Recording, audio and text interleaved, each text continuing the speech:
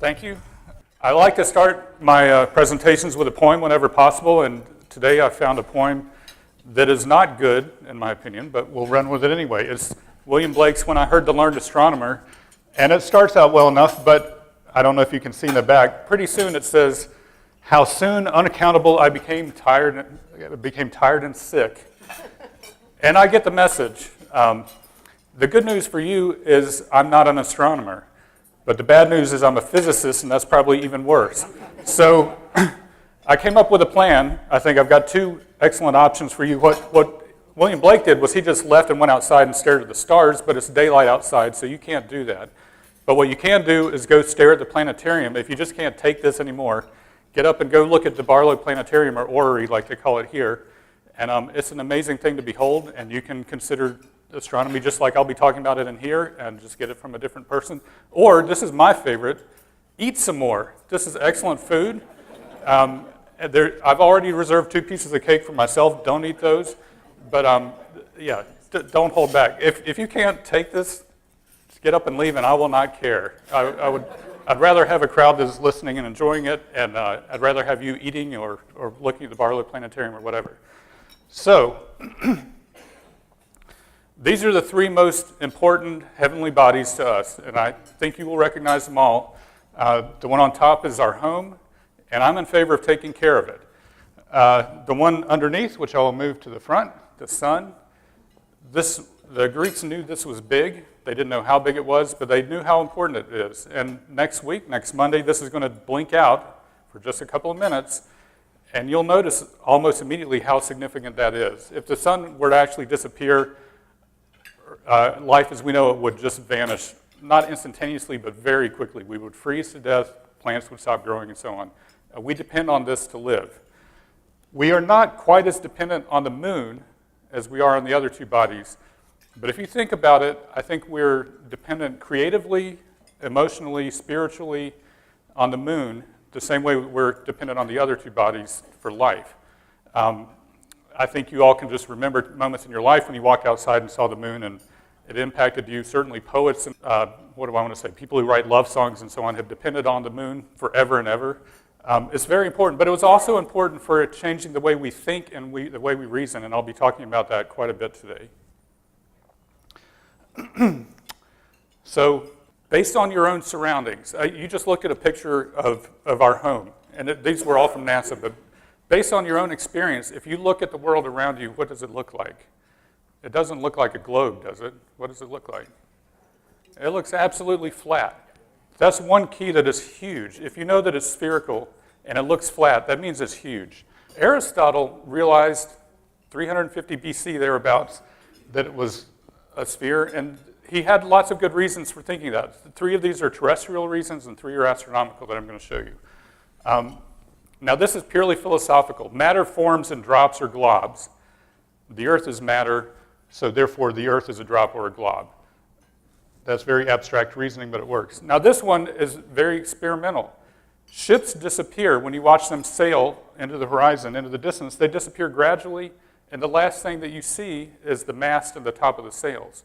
And when sailors come into town, the first thing they see is the tops. They didn't have steeples like we do today in ancient Greece, but the first thing you'd see is the top of the tallest buildings or tallest mountains, and then you would gradually see down lower. This is really good evidence that you're on some kind of a curve. And the third bit of evidence, whether you travel east or west, you reach the region of the Earth, and he believed it was just one region, where elephants reside. So if you go to the west, he saw elephants. If you go to the east, he saw elephants. And he thought it was the same place. So that's reasoning, that's a bit of data that we wouldn't accept today. But it was still, the guy was busy thinking about stuff like this and coming up with evidence. Now, the astronomical reasons are very important. The sun's elevation varies with latitude. So this means if you go up, let's say you move to Canada, and you watch the sun, even in the middle of the summer, it doesn't get very high. And then if you go down to the tropics, the sun goes directly overhead. So it changes depending on where you are. Similarly, a star's elevation, and the ancient Greeks didn't have iPads, iPhones. If they stayed up at night, they stared at the stars and thought about them, and they were their friends. And I kind of feel this way about a few of them. When I see them, I kind of feel at home, even if I'm traveling. A star's elevation that you know very well is going to be different when you travel to different parts of the world. And also, if you travel to a new location, north or south, you will see stars that you've never seen before. So that's more evidence. And finally, the shape of the Earth's shadow on the moon during an eclipse is round. That's really compelling evidence that we live on a sphere rather than living on anything else. Here's an illustration to help you understand that. It's written in Latin, and I don't read Latin, but I do know a few of these words, and I have a pointer here. So this terra would be land, like terra firma.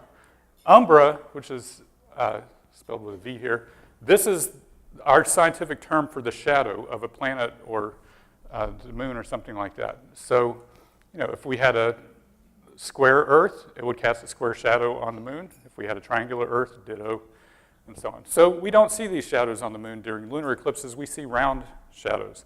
Very good evidence that we live on a globe. After I found that picture, which I thought was so wonderful, I found this one just last night.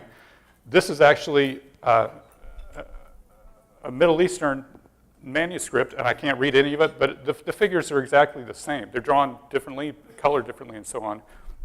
But this, I want to point out that the ancient Greeks did a lot of amazing things, and then Islamic scholars were the ones who kept that information and studied it for centuries before we picked up on it again. So we owe them a huge debt. So the Earth looks flat, but the smart guy says it's round. It must be huge. I mentioned this earlier. I'm going to talk about three other astronomers besides Aristotle who came up with amazing ideas when they really had very little to test it. And they were able to actually come up with a decent model for how big the universe was based on pretty much twigs and eclipses. And the twigs is, I'm going to attribute to Eratosthenes. This might be a bust of his, but when you go on the internet and look at things, I found lots of people who said it was, but I didn't find anybody authoritative, so I'm not going to stick to it. But I couldn't find any other picture. He's considered the father of geography. He even invented the word geography. He was a librarian at Alexandria, which had one of the best libraries in the history of humanity. Just an amazing place, and it got looted and burned and so on. But he had access to information from all kinds of scholars before him, and so he learned a whole lot of information about the Earth, about astronomy, and so on. He did measure the Earth, and I'll talk about that. And his nickname was Beta, which is the second letter of the alphabet. And his friends would call him that because they're saying, well, you're only second best at everything you do because you do so much. He had his fingers in everything. And now, curiously, I was thinking about this last night.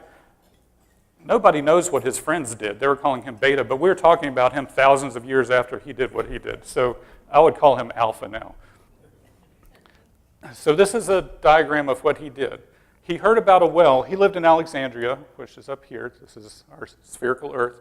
He heard about a well in a town called Siena, which he thought was due south. And he heard that on the day of the summer solstice, that the sun passed directly over the well and sunlight hit the bottom of it. And so he realized if we live on a sphere and you start at the center, the sun's rays coming in are going like this right into that well. Okay? And if he looked at a stick or a tower or anything else like that, and at high noon, as the sun gets as high as it gets, you measure the shadow of that, then this line is going also to the center. So this is his twig or his tower. And these are parallel rays, and you get something we call similar triangles. And some of you are going to cringe and sweat a little bit when you hear me use terms like that. But you can do a lot with triangles, and I'm not going to get deep into trig, although you can. You shouldn't be as afraid of it as you probably are. But he was able to measure this. He measured the angle of the shadow, the shortest, when the shadow got as short as it would get, he measured that angle, and he said it's about a 50th of a circle. So he didn't measure it really accurately, but he got some kind of angular size. And there's something called, well, I don't know what you all would call this. I called them alternate interior angles when I took geometry. If you have parallel rays coming like this, and you chop them with one line, this angle and this angle are the same.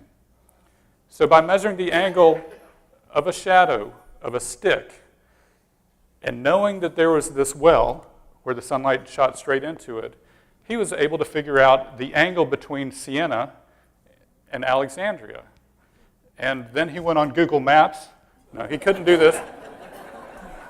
what he had to do was just use references that other people had. Some people think that he actually sent somebody to measure this. Other people said no, he just used values that other people had recorded. But I went to Google Maps, and I measured the distance from, I forgot what this is called now. It's not called Siena anymore. But I measured this distance. I got 510 miles, and then I multiplied that by 50 because this should be 1/50th of the circumference. And I got a circumference of 25,500 miles, and this is only 2.4% high. There were some errors in his measurement, and he didn't have Google Maps either, but he was assuming that this was due south, so this is actually a little bit longer than it would be if it were due south. But think about it. This guy just took a bit of information he knew. Basically, we know the distance to the tropic, and he measured a shadow, and 2,400 years ago, he was able to come up with, within 10%, the circumference of the Earth. That's amazing. And once you have the circumference, you do a little bit of geometry, and you get the diameter and the radius and all this other wonderful stuff. How about that? I would be,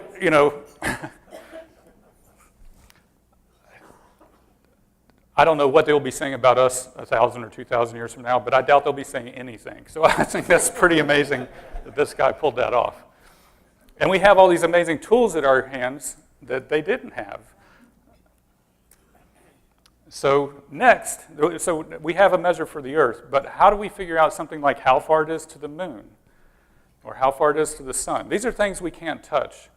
And it's kind of hard to measure something that you can't just touch and put a ruler down. But we have something, I think all of you will be familiar with this idea of what we call in science angular size. Artists use this a lot. The standard thing where you hold up a pencil and you look at somebody and you can figure out proportions from this. So you don't get absolute measurements, but you get proportions. So this fellow here can see how tall this is and how wide this is. And of course, the measurements he takes are not going to be the same, but the ratios will be the same. The height to the width will be the same as if you could actually go over there and touch this. So we're going to do a little experiment now. This is what I call the INDIRT. It is an indirect inherent romanticism test, as opposed to DIRT, which would be a direct inherent romanticism test. So what I'm going to do, I'm going to indirectly figure out if you're dreamy or if you're just business all the time. What I want you to do is imagine that you walk out in a couple of weeks when there's a full moon, and you look up and you see the full moon. Hold your hand at arm's length like this, and hold the moon with your fingers. So I'm asking everybody here to do this. You paid to be here, but I'm going to make you work. So show me how big, if you're going to grab the moon and put your arm here, because if you do it here, it'll be different than if you do it. So everybody do it based on how far, hold your arm straight out. And what I'm always impressed with is that everybody is wrong. And you are a hopeless dreamer, aren't you? You're a dreamer, aren't you? A romantic? You're not, but most of you are wrong. And I don't want to break your heart, but I will. I'll elevate it again later on. Your little finger, if you hold it at arm's length, will block the moon entirely. Now, people were doing like this. Some people were doing here. Your little finger will block it. And some of you think I'm lying, but I'm not. Go out and try it. Now, the reason is, emotionally, it is very important to us. We have this deep attachment to the moon. It's bigger in our lives than it really is in the sky. But it's only half a degree, if you actually mark this out. Let's try the sun and the moon. So I should have done this before I told you how big the moon actually was. Do the same thing, and I meant to, but we'll see if this works. Take your right hand and show me the moon. Take your left hand and show me how big you think the sun is.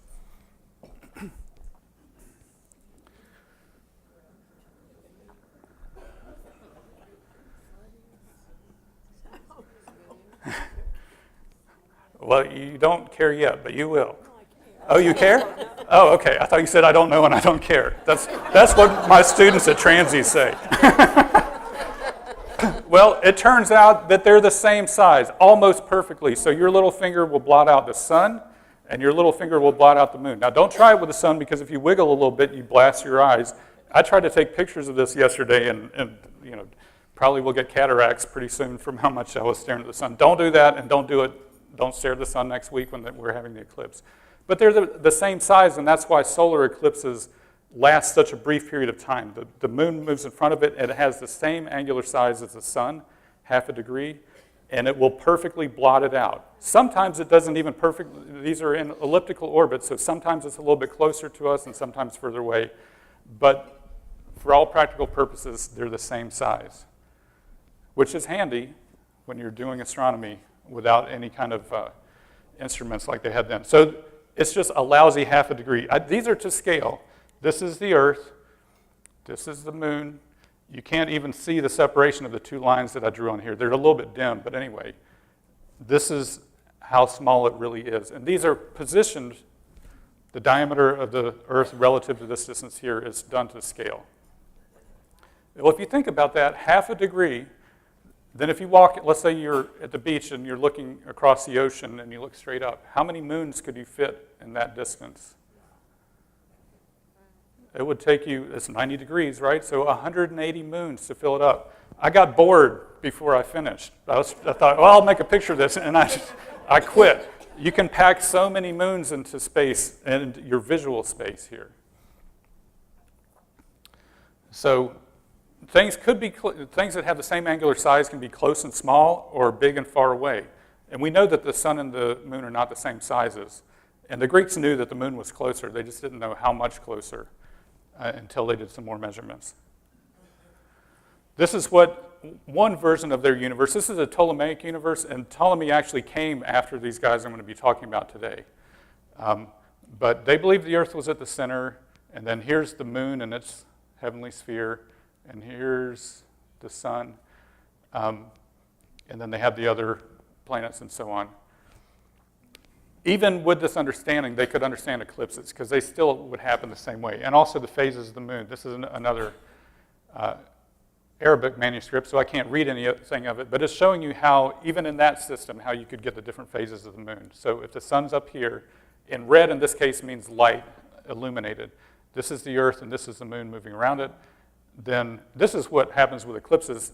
Eclipses happen during a new moon when you are not going to see it because it's in daytime really near the sun. And then this would be a full moon over here, and this is all the phases in between. So if you're over here looking, this is what you're going to see. You don't need a heliocentric worldview for that to work. This is a French manuscript that I found that's actually showing what an eclipse is like with a geocentric world. So here's the sun, here's the Earth, and here's the moon and the Earth's shadow. There's a problem with this. They've got the moon being exactly the same size as the Earth's shadow, and that's not accurate, and we'll talk about that later on.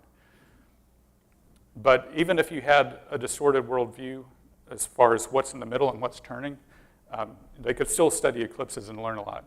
So this is Aristarchus. He was a happening dude. He was the first person that we know of to propose a heliocentric universe. So he said the sun is at the middle. Everything makes more sense that way. And few people believed him, even though he was right. They had some good reasons why he wasn't right. And then Ptolemy, when he wrote his Almagest, which everybody took as absolute truth for about 1,000 years, he ignored this guy, at least this part of his work. And so for 1,000 years or more, we spent living in with the wrong worldview. He came up with something called Lunar Dichotomy that allowed him to get the relative distances between the Earth and the moon and the Earth and the sun. So he couldn't say how many millions of miles it was, but he could say, well, the distance to the sun is so many times bigger than the distance to the moon. And he came up with the geometry to get the absolute distances. And then he didn't bother to do it. And we have a hard time now understanding that. But these guys were thinkers primarily, and they were happy just to come up with an idea, even if and sometimes they knew their ideas were wrong, but they liked thinking about wrong ideas and what if this was the way the universe worked, and then they would expound on that. And philosophers still do that today, and some people think that's why it's a useless profession, but in some ways that's what makes it such a very profound profession, is because it helps us to see things from so many different ways. This I know is a statue of him, but it's not an old one. So Lunar Dichotomy uses triangles. This is an illustration from a really strange sounding book called A Discourse Concerning a New World, but this was actually good science at the time. So anytime you take three bodies, the sun, the moon, and the earth, they're going to be in some kind of triangle, unless they're in a straight line, but any other time they're in a triangle. So if you can measure the angles, if you measure two of these angles, then you can figure out the relative sizes. And we can always measure one of these angles. If this is the earth, we can point to the sun and point to the moon and measure that angle, and we have one angle. Then we just need to get one more angle, and we can figure out the relative distances. And this doesn't sound that profound in retrospect, but he said, well, when we look up and it's either the first quarter or the last quarter of the moon, when it's perfectly illuminated on just half of the sphere, then we know this is a 90-degree angle right here. All right, so you don't have to be there to measure that angle, and then we can just measure this one, and we can figure out these relative distances. And he was absolutely right. The problem, though, is that the sun takes up half a degree, and this happens when it's very close to 90 degrees, and when things get near 90 degrees and you change by a tiny fraction, the distances change by quite a bit. So what he said, he measured 87 degrees for this. This would be 3 degrees. And so he got a ratio for the distance. This means from the radius to the sun from the center of the earth and the radius to the moon from the center of the earth. He got that to be about 20. He was way wrong. It's more like 400. But his idea was perfect. And once we have the ability to measure this more accurately, it works out. So that's pretty impressive. Now, eclipses, it turns out, can take us from these relative distances to the absolute distances. And the Greeks figured this out. Actually, Aristarchus figured this out. He just didn't bother to do it. So I'm going to talk a little bit about types of eclipses that we have. We have total and partial. And next Monday, there's going to be a partial eclipse over many, many cities. And it will probably be a madhouse in many of them. But a lot of you will get to see those. And even if you don't go, you're going to see a really nice eclipse anyway. And one thing you can do, just walk outside under a small tree where there's dappled light on the ground, and you can see, it acts like a pinhole camera, just hundreds of them, and you can see images of the eclipsing sun at your feet, hundreds of them at a time, in different sizes. And that's really beautiful, and you don't even need fancy glasses or anything to do that. And then there are lunar and solar eclipses. So this is a German book that I discovered, and I don't know how well you can see this, but these are showing lunar eclipses. This person cataloged all the eclipses he heard about throughout Europe, and he even drew little pictures of what the towns looked like at the time. So here, this is a partial eclipse where the moon, the black spot is the shadow of the Earth at the location of the moon. And then these are stars around it. So the moon's happy here, and then it just gets a little bite taken out of it, and then it comes out on the other side. And people were measuring these. This was in the 1600s or 16th century. People were measuring how long it took, how long it was dark, and so on. And so he had pretty good measurements, and he could figure out the angles that it crossed the shadow and so on. This is a total lunar eclipse, so the moon completely disappears and then comes out on the other side. And this one is just grazing by the edge of the shadow. We call the dark spot the umbra, and the stuff just adjacent to it the penumbra. And you see the little bit of red tinge that they put here. That's because the atmosphere of the Earth will actually scatter light a little bit, and the moon will look red if it's in that region. And I love these. I wish you could see these illustrations better, but you can see the townsfolk out being excited about it. Here, it's completely black because the moon is gone. They don't have any light hitting them. And in these, they have at least some scattered light from the moon. And now the solar eclipses, instead of having stars around it, you just have sky. And this represents the moon moving across, not a shadow, but we're looking at the dark side of the moon. And sometimes it just skims the sun, and we get a partial eclipse. Sometimes it covers more. This one is covering about 60% or so. And then sometimes it goes straight through, and you notice the shadow or the dark side of the moon is exactly the same size as the sun itself. And it doesn't last very long. So Hopkinsville is getting all this attention because they're going to have a total eclipse for about 2.5 minutes. So it doesn't take long. Lunar eclipses last a lot longer than that. So here's some observations that they made. Total solar eclipses are short in duration and they're isolated geographically. So if you stay in Frankfurt, you won't see a total eclipse, but if you drive south for about 45 minutes, you will see a total one. Whereas lunar eclipses can be total all across the hemisphere.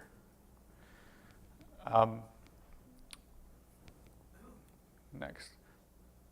Sometimes the moon moves directly in front of the sun. It's an eclipse, but it is not big enough to quite blot it out. So if you remember the picture that I had at the very beginning of my talk of the boy looking at that's called an annular eclipse. And that's just because of the particular orbits where they do change a little bit. Sometimes they're a little bit closer to the sun or further from the moon. Then you can have the angular size of the moon be a little bit smaller than the angular size of the sun. And it will never block it, but you get these beautiful rings. And I already mentioned this. Total lunar eclipses are quite long, and you can see them over broad regions. So what we can conclude from this, the tip of the moon's shadow passes very near the Earth. Sometimes the tip doesn't even reach us. When you have an annular eclipse, we're always getting light. So if you imagine a cone, and I'll show you a picture, here's the moon, and the cone of light, or the cone of shadow streaming behind it, passes very near the surface of the Earth. The tip of the Earth's shadow, however, during a lunar eclipse is way past and is much bigger than the size of the moon where it goes through. And here's a figure to help us see this. So this is the sun. These are the rays of light leaving from the top of the sun. These are the rays leaving the bottom. And this is going to be the shadow during a lunar eclipse. This shadow is always there, and sometimes the moon goes through it. Most of the time, since the moon doesn't orbit quite in the same plane, it's tipped a little bit higher or a little bit lower, so it misses.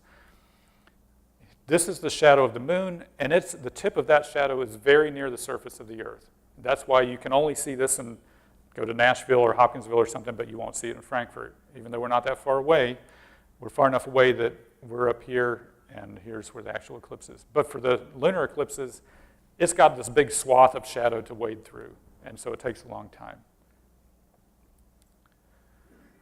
So this is a manuscript from about the 10th century showing Aristarchus' idea for how you can measure the size of the universe. Again, this is the 10th century, so that was, 1,300 years after he left. People thought his ideas were still important enough that they were writing them by hand. So what have you done? Right? What have I done? It's not much in comparison to these guys. But again, he didn't bother to do the actual calculations. So this is a painting, or I forgot now what this is called. Fresco in the Vatican City that actually had, this is a school of Athens that they're representing. And this dude over here is the next one we're going to talk about. His name was Hipparchus. He's famous because he came up with the first catalog of the stars. He went out every night he could, and he watched and counted the stars. He even gave them magnitudes, because some stars are brighter than others. And so the brightest ones, he called those first magnitude stars, and then the next bright, he called second, and so on. We still use that today. So if you talk to astronomers today, they measure brightness of stars and even planets and the sun in terms of magnitudes. They had to modify it a little bit and made it into a logarithmic scale, which terrifies a lot of people. But it actually, our eyes work logarithmically, so it makes sense. And he was a person who took Aristarchus' method 100 or so years later and actually figured out the actual scale of the universe. Okay, I'm not going to go through this whole diagram, but this is a diagram that he used. There are a lot of triangles here. This would be the Earth, this would be the moon, this is the sun, and this is the shadow of the Earth at the point where the moon travels through it. And you saw in a previous diagram that they're not the same size. I think I have, yeah, okay. So this might help. So the moon is smaller than the size of the shadow when it goes through here. So what Hipparchus did was he timed a lunar eclipse. So it takes a long time for the moon to move into the shadow. And then it stays dark for a long time, and then it starts getting light again. And as long as the moon is moving at a constant speed, let's imagine we're going this way, just to make it easier. Let's say it moves into the shadow and it takes it an hour to move into the shadow. And then it stays completely dark for another hour, and then it starts to get light again. Then he would know that the shadow here is twice as big as the diameter of the moon. That's what he had to calculate. How big is the shadow relative to the diameter of the moon. There are no numbers that agree on what this guy came up with that I can find. Some people said he got 2, some people say he got 2.5, but it was around a number like that. And I'm not going to go into the trig. If you want me to, individually, I will talk to you on the side, and I'll explain all this. But he got a number around 2 or 2.5 for the size of the shadow right here relative to the size of the moon. And from that, he was able to infer, I won't go into why, that this would be 3 or 3.5. So he was able to figure out the Earth is about 3.5 times bigger than the moon in diameter. And he could then use this angle, which he could measure and say is 1/2 degree, and use similar triangles and say, oh, the sun is going to be this far away. And I'm just going to skip all the math because everybody's got a belly full of good food. But he was able to do it. And in fact, the value he got, this is a picture of Ptolemy's Almagest showing this process here. Yeah, the value he got was 30 Earth radii for the distance to the moon. And the accepted value today is 30 1/3. And I always think about vinyl records. They spun at 33 1/3. This is 30 1/3. So he got it. They rounded off a lot because they didn't have clocks and didn't have precise measurements like we do. But he got this to be 30, which is 1% away from the actual value of it. And a millennium and a half later, when Isaac Newton was coming up with his idea of gravity, he used this same value for the distance to the moon to calculate to see whether the Earth's gravity was actually what was pulling the moon and keeping it in orbit. And he got perfect, not perfect, but he got very good agreement. And that was a huge evidence that his theory worked. So this measurement that was done by ancient Greeks was still being used, this value was still being used in Isaac Newton's time. And that was how I was able to, when I told you that picture was to scale, I actually sat down and I just plotted these things side by side until I had 30 1/3 of them. So let me tell you briefly about this. Just like next Monday, some people will see a total eclipse and other people will see a partial eclipse. Hipparchus heard about some people in a town called Hellespont, and they saw a total eclipse. So when they looked, the moon was completely blocking this side of the sun and the other. I didn't draw that one up there. And then people in Alexandria saw about 80% of the moon covered. And that was all the data that he needed to figure out another way to measure the distance. Because he could, how big is the sun or the moon? What's the angular size? Do y'all remember? 1/2 degree, okay? So if this is 80% of 1/2 degree, then this is going to be 20% of 1/2 degree. So he was able to measure this angle right here. This is called parallax. That's what scientists call this. He was able to figure out what that angle was just based on what people told him about eclipses that they saw in 2 different towns. What parallax is, most of us have 2 eyes that are working now. And if you see something that's far away, your eyes look parallel. And if you see something up close, your eyes go cross-eyed. That's something when you're a little kid you love doing. So you can do that and then stare at your sister and freak her out.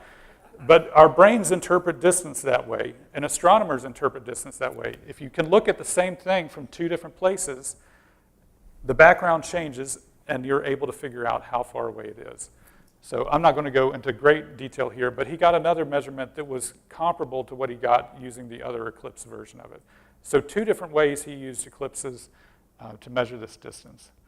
Just for the sake of showing you the way we view things today, this is our understanding of how big the sun is. This is to scale the Earth, and this speck is the moon. And that's going to completely block the sun from our view. So the sun has to be a long, long, long, long, long way away. But it's going to be a beautiful thing. I've never seen a total eclipse, and I'm really stoked about it. I'm going to give you a review.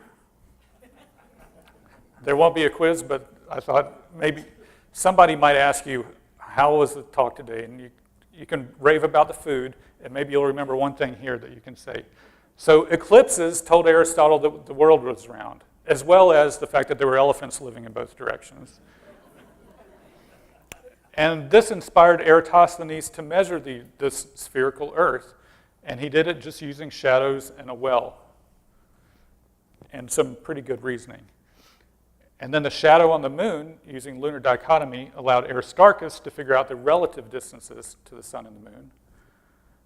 And finally, using both lunar and solar eclipses, Hipparchus was able to use Aristarchus' method and actually find absolute distances.